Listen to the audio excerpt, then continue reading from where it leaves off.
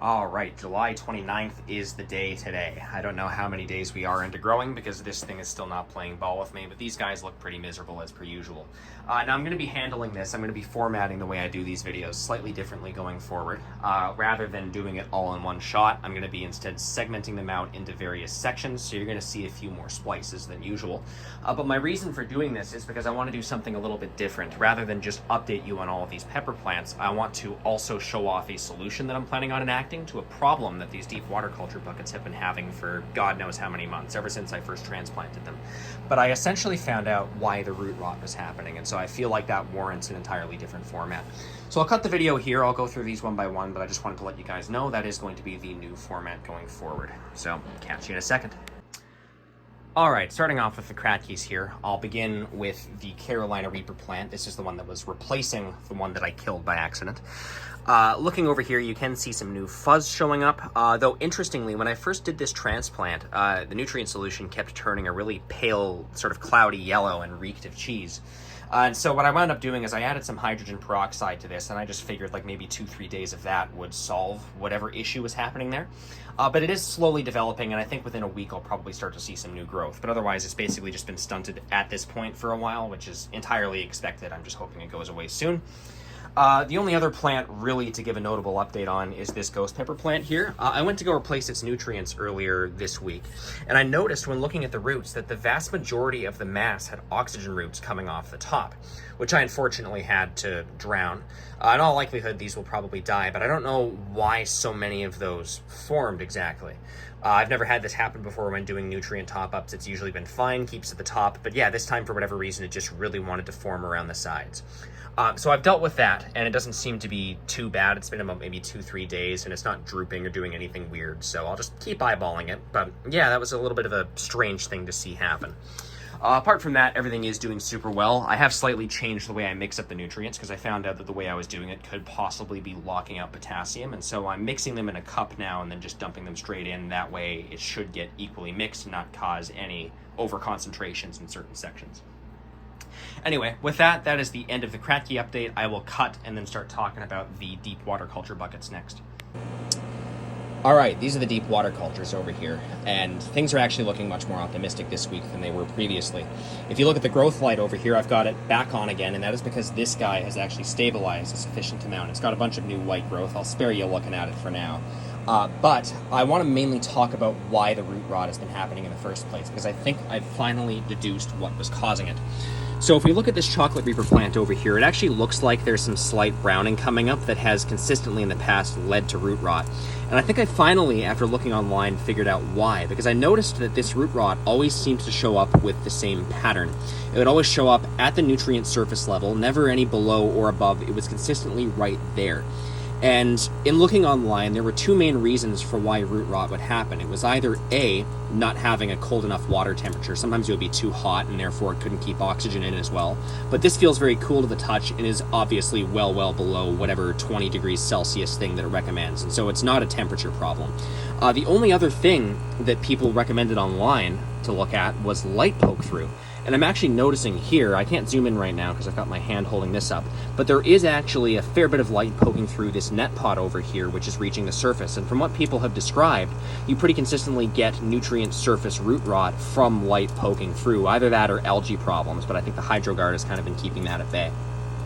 And so I think I finally have an inkling as to why this is happening, and so that means that I need to obviously come up with a solution to it, otherwise this is going to keep on happening. But I think I'll actually show myself doing that today, and so I'm going to cut the video over here and show you sort of the idea that I've got for handling this, and I'm going to actually show myself putting it into action here. Okay, we're here at the workstation, such as it is, but my plan is this. I have these little net pots over here that I originally bought for transplanting over to the Kratkies, but I'm hoping to modify them slightly so that they can be used to block out light. And so my plan is I'm going to cut this little top portion off so that it's basically hollow. And then from there, I'm going to cut a little slit along one side of this. And then once I do that, I should be able to just unwrap this thing and then put it around the plant, you know, right at its base.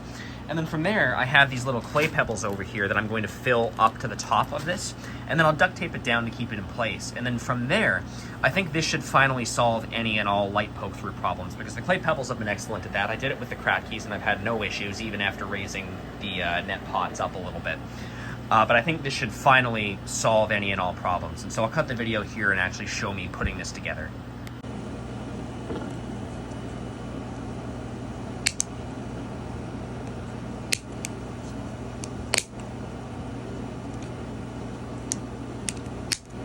If you can't tell here, I'm using gardening shears, in large part because they're sharper than any other form of scissors, and so that just makes this quite a lot easier to do. But I'm just going to get this top portion cut off. I think I'm about halfway through doing it, and then I'll just put a slit down the side.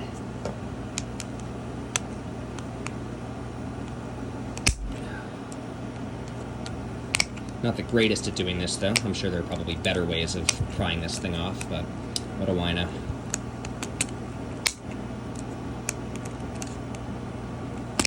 Okay, and that should just come off just like that.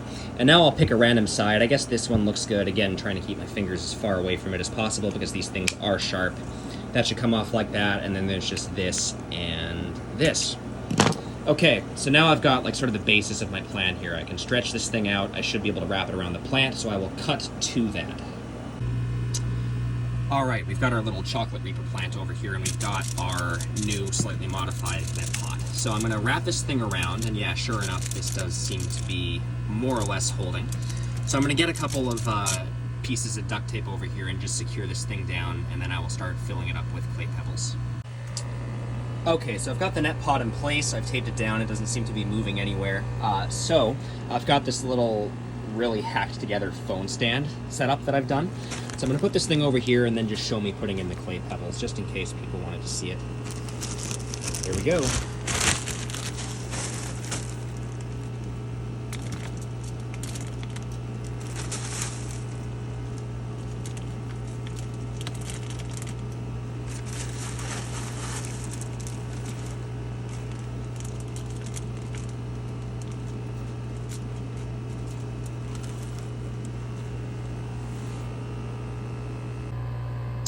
Okay, so now that that's all finished, I thought I would just give a quick little look at how things are doing for posterity here. So I've gone through, added in the pebbles and everything, and you can see in lifting up this lid that there is no longer any light coming through. And so I think with that, I'm finally able to call this root rot issue fixed for good. Now, these may very well wind up rotting over the coming days, so I'll just continue to monitor it. I'll be ready to trim them back if that does wind up happening. But all in all, I think it's in a good spot. Now, I am probably just going to add a little bit more HydroGuard to it just to make extra sure that any beneficial bacteria gets in and stops that. But there's a chance that I do have to do some trimming. If not, it's not the end of the world, but I at the very least can rest easy knowing that the issue is not going to recur. All right, so I've gone through and done all three buckets now finally. So you can see that this guy, and this guy all have covers, and they are all fully light proof. So I think with that, that is going to wrap up today's update. Thank you guys all very much for watching, and I hope you were able to, through my bumbling around, learn something and sort of see my thought process beyond just how the plants are doing. So I'll see you guys next week and hopefully have some more good news to come. Take care.